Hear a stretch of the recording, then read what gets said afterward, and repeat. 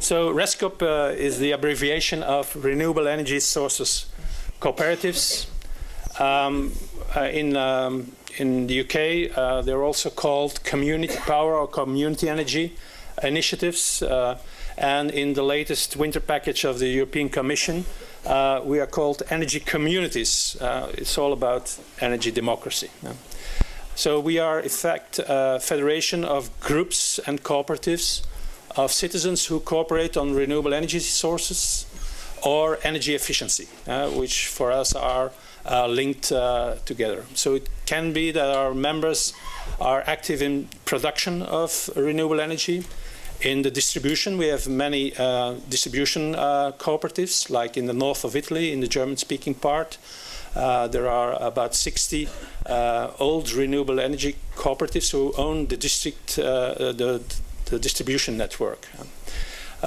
Something new, we could also be active on storage of energy. And some of our members are also active as a supplier of renewable energy. Like my own cooperative in Flanders, EcoPower, we supply about 1.5% of the Flemish households with their own green electricity. And something which also the big utilities now understood, that by selling electricity you can't make money, but by giving services to people, that's the future. So also we as energy cooperatives, we will offer services to our members, like advise them about energy efficiency. So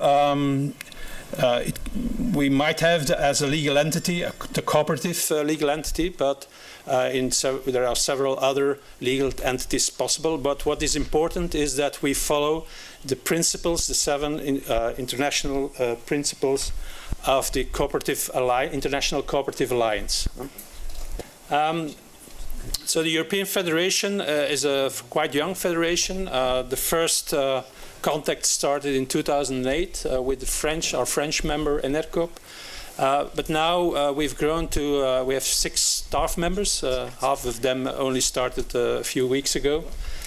We have a board of direction coming from Belgium, Netherlands, France, Spain, and Germany. They're not formal member of the board yet, but they will. And of course, we have a general assembly with full and associate members. And we have several partnerships. So we are now the sector organization of the European branch of the International Cooperative Alliance, Cooperatives Europe. We just joined the Coalition for Energy Savings at the European level. And we, together with some NGOs, environmental NGOs, we are forging a community energy coalition. Also the consumer organizations and 3 organizations that group municipalities on climate issues are in this coalition. So we have we group national branches, like in Belgium, I show it here. We have a Flemish federation and a Walloon federation. We used to have a Belgian federation, but it was working better. We have different legislation in the north and in the south, so we don't have much to talk about. So as a federation, we are involved in several European research and dissemination programs. The grey ones, those are the ones who are over now, and we are involved now in 5 other European projects. And the one you see on the bottom, REScoop MISIZE, that's the one who is co-financing this event now. MISIZE stands for Mobilizing European Citizens to Invest in Sustainable Energy. So we, with these projects, we are trying to set up services for our members and try to do advocacy at the European level. Now it's working. So let's make a European tour very quick, because my time is over already, in fact. Belgium is a highly populated area, especially the Flemish part. It's one of the most densely populated areas in the world. So this means that the space for wind turbines is limited. We install wind turbines at 240 meters from households. So we've seen a rush for these suitable places. We call it the wind rush, like the gold rush in the past in the States. We certainly didn't win this. We as citizens and energy cooperatives, we didn't win this rush. So that's why we focus as federations on the Belgian level on measures of the government. We advocate, we lobby for that they take measures so that in every wind project we get the opportunity to invest as citizens.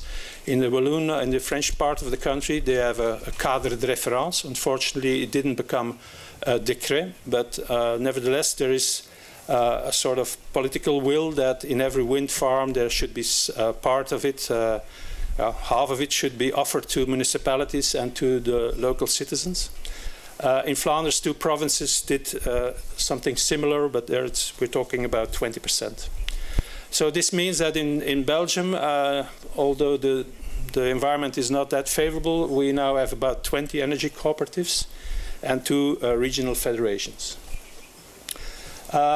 We cross the North Sea, we go to United Kingdom.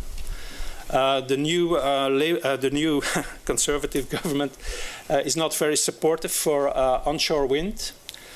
So practically no more onshore wind projects can be developed. There's only support for nuclear. Think of Hinkley Point C, where we will hear more about later. And offshore wind are supported. So that's something that's not really our piece of cake. Nevertheless, there's a very active movement of community energy initiatives, and there are more than 100 energy cooperatives, REScoops, across the UK that were established and are very active with their projects. Scotland, we like to refer to Scotland as having a very good regional policy. They are very supportive of community energy, and they have a sub-target for community energy in their renewable energy target, and it was achieved years before the goal was set. So, and they doubled now the community energy target. How is this done? Well. They have a CARES fund and people behind it that help local communities to set up their projects. When the project is successful, they have to pay back the money that was needed to develop the project. When the project, due to all kinds of reasons, might be environmental reasons, is not successful, it was a grant. So it's a sort of revolving fund with technical assistance for local communities, and this is something that works and might be an example for other regions, like Flanders, for example. We go to France. There are several people from REScoop present. France comes slowly out of a monopolistic environment. We have a fairly strong growing supplier of green electricity, which is called REScoop, one of our founding members. And we've seen over the past few years the first wind farms in France owned by cooperatives, although it was not very easy to, due to legal and other circumstances, to do it as a cooperative. But nevertheless, we've seen some new energy cooperatives set up wind farms.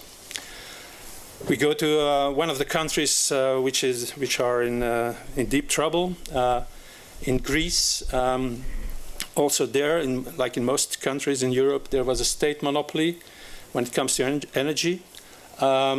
They have a problem. They have hundreds of islands. Many of them are not connected with a cable to the mainland, so they have to produce with light fuel electricity on the island at a very high cost. Although they pay for the electricity the same price as on the mainland, so actually the mainland with poorer people are subsidizing the touristic islands with richer people. This is something that will be stopped in the near future. So now on the islands, they come to the conclusion that they should take care of themselves. They have an abundance of wind and sun. So the problem could be solved with renewables. And we are supporting one of these islands, Sifnos, in becoming 100% renewable in the future. We have several members now in Greece. The cooperative movement as a whole supported the Greek government in reforming their cooperative, the laws on cooperatives, so that it can become more democratic, that political parties don't take control of cooperatives and so on. Then we go to Central and Eastern Europe. There are very few energy cooperatives, apart from Croatia and maybe one in Poland. Actually, they buried the cooperative idea together with communism, which is a mistake, because there were cooperatives before communism, and there will be cooperatives after communism. But you see there a very nice picture of social realism. So there's hardly any support for renewable energy from governments, and there is no support at all for cooperatives. On the contrary. 1 minute, yeah, okay. So Germany, we will hear more about it from Craig this afternoon if you follow his workshop. We have some people from Denmark here. For us, it's more or less the Valhalla for the renewable energy production, district heating, whatever you want. If you want to visit the future, have a visit to one of our members in Denmark. There's a strong support. It depends a bit on the coalition, but there's a strong support of government for renewable energy and citizens who take initiative. One of the most famous pictures is the picture of the offshore wind farm just outside of Copenhagen, of Middelgrunden. Half of it is owned by an energy cooperative.